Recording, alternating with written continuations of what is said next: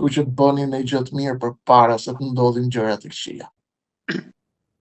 Unë do doja shumë që të flisim edhe shumë minuta, po duke pas parasysh edhe kohën, kam dhe një pyetje të fundit, nisur edhe nga video tuaja në podcastin tuaj që ju e keni nisur, por keni premtuar që do ta vazhdoni me tej, por ndoshta mund shkëpusi një pjesë nga ajo që ju dini për ta ndarë me shikuesit tanë.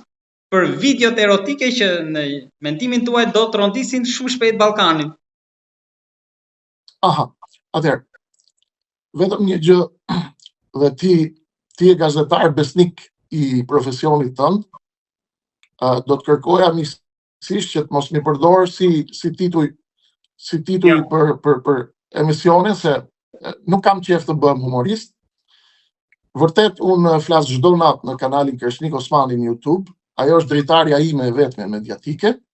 Unë jam 100% i vetmi politikan, i vetmi njeri me zë publik, i vetmja parti politike nga 11 parti që hyn në zgjedhje, të cilin e refuzon 100% e mediave të Tiranës. Nëse ka në i dritare, ke qenë ti me kanalin e YouTube-it tënd, edhe në që ka thënë fol në gjë për partinë atë dheu. I vetmi njeri në Shqipëri që ka bojkot total për marrëdhëniet ndërkombëtare dhe për botën, unë kam 20 mesazhe mëngjes për mëngjes nga të gjitha televizionet. Hajde flit. Për Shqipërinë mos më le njëri me fol. Pse? Le ta pyesin Ramën dhe Berishën. As televizionet që kontrollon Rama 99%, as televizioni i Berishës. Pse? Duhen pyet ata. Ne vazhdojmë sepse teknologjia na ka dhënë mundësi me hap televizionet tona. Dhe po ecën mirë televizion. Lidhur me videot për cilat kam folur, unë dhe të ftuarit e mi, apo i ftuari im, se nuk kam shumë të ftuar, Koloneli Demire, janë dorëzuar tashmë në 2 shërbime partnere nga Gy Sagasi. Ato video janë të mbushura me lemeri. Parti, orgji, seks, kokain dhe të moshat ligat e Epsteinit, që ndodhin këtu në Tiranë, në nivelet më të larta. Ai ka dorëzu 2 shërbime, deri në 3 shërbime partnere të Shqipërisë, tashmë i kanë të depozituar. Shqiptarët presin t'i shohin se shqiptarët kanë qef me pa gjërat bukura. Tani gjërat e bukura gjithi kanë qef dhe janë kurështar. Por problemi që këto video kanë efekt geopolitik domino dhe ndikojnë në një vend. Ju e dini çfarë po ndodh në Malzi, ju e dini përgjimet kanë shkatëruar qeveri historikisht në botë. Përgjimet rrezon qeverinë Maqedoni. Bombat e famshme. Ka përgjime sot që unë i kam pa me sytë e mi në Malzi, po dolën e rrezojnë qeverinë për 24 orë. Pak javë më parë doli një përkëshilltar në mos gaboj presidentit apo kryeministrit. Po kanë dalë më të rënda tani. Çfarë ndodh? Këto lëvizje, këto video, këto rrezojnë qeverinë së kombit. Ndaj këto materiale mbahen pending nga ata që kontrollojnë lojën gjeopolitike. Dhe dalja e tyre në publik kontrollohet nga njerëz serioz, jo nga njerëz që janë humoristë Facebooku apo rrjetet sociale e TikToku. Sepse me sa duket partnerët e Shqipërisë duan të mos e degenerojnë Ramën, duan të çojnë mesazhet pak nga pak me spakun. Në qoftë se këta do vazhdojnë të ngulin këmbë dhe do godasin spakun për ta zhduk spakun, atëherë nuk përjashtohet mundësia që të shohim edhe çuditëra të mëdha me fjalë. Unë nuk ka bitem sepse në fakt ky është një popull që i ka qef këto gjëra. Pse jo?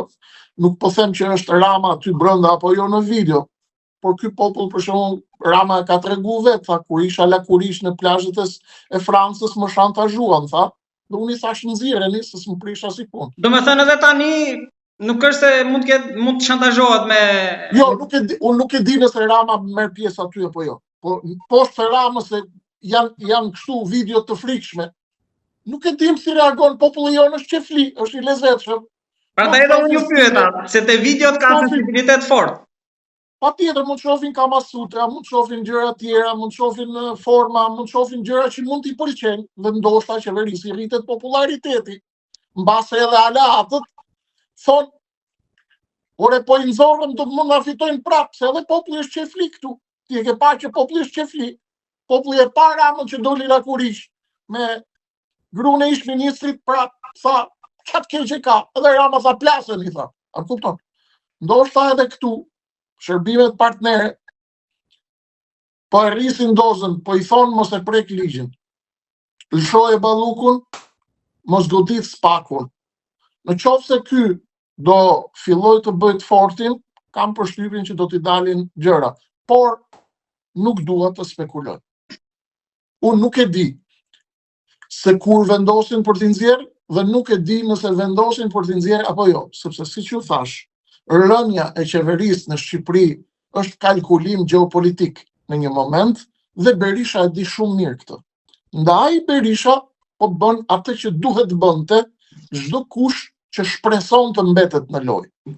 Berisha po thot duhet të dalë vazhdimisht në protesta që t'i them amerikanëve dhe europianëve jam i vetmi me të cilin mund të merreni vesh në Shqipëri, sepse opozit tjetër nuk ka. Ndaj Berisha thot sot bi Rama, dalin, bëjnë shëtitje, kthehen ke shtëpia, hedhin sa molotov, nuk ra Rama. Sot do dalin prapë. Populli duhet dalë në protest. Por kush fundi i protestës? Këtu është pikpyetja që çdo opozitar i ndershëm këtë vend duhet ta bëj pyetjen. Berisha don të mbetet në lojë dhe t'i thot amerikanëve nuk keni ku të shkoni pa ardhur ke mu. Ai beson se mund t'ia dalë. Duke nxjerr njerëzit në shesh. Të shohim, deri tani ata nuk duan ta marrin konsideratë si lojtar tranzicioni. Një, sepse nuk duan t'ia heqin non gratën, sepse fillon gradualisht, Gilbert. Në fillim hiqet non grata, pastaj bëhesh lojtar tranzicioni. Sepse Berisha nuk mund të jetë përveç se lojtar tranzicioni, sepse është 81 vjeç. Nuk është lojtar strategjik. Duhet ta kuptojmë këtë. Dhe nëse amerikanët duan patjetër me çdo çmim stabilitet në Ballkan për momentin, po intubojnë Ramën derisa të bëhet gati fotoja e re që e din ata se çfarë po kurdiset për Shqipërinë. Por askush mos ketë iluzion që Rama është triumfator. Rama po bleko, po intubohet dhe po përpiqet me çdo çmim të shpëtojë deri në nëntor. Ashtu mendon ai, që të shoh çfarë do të ndodhë me zgjedhjet e midtermit në Washington.